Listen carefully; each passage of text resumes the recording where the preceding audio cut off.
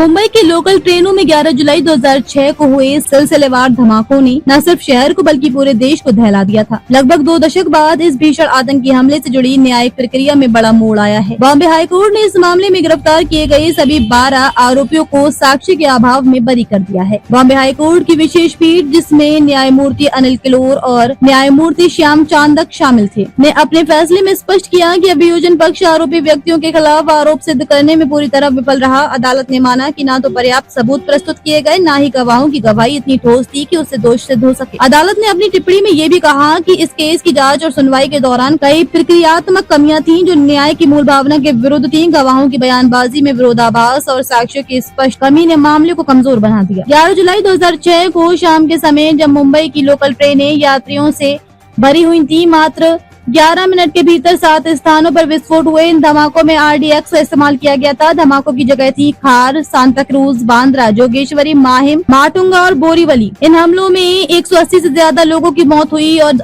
800 से अधिक घायल हुए। ये घटना मुंबई के इतिहास की सबसे भीषण आतंकी घटनाओं में शामिल रही है, जिसने पूरे देश को स्तब्ध कर दिया। शुरुआत में इस मामले में 7 अलग अलग FIR दर्ज की गई। बाद में जांच को महाराष्ट्र ATS को सौंपा गया, जिसने गैर कानूनी गतिविधि निवारण अधिनियम UAPA के तहत चार्जशीट दायर की। 2015 में विशेष अदालत ने 13 में से 12 आरोपियों को दोषी करार देते हुए 5 को फांसी और 7 को उम्र कैद की सजा सुनाई थी। एकमात्र आरोपी वाहिद शेख को पहले ही बरी कर दिया गया था। अब हाईकोर्ट ने शेष सभी को भी दोष मुक्त करार दिया है।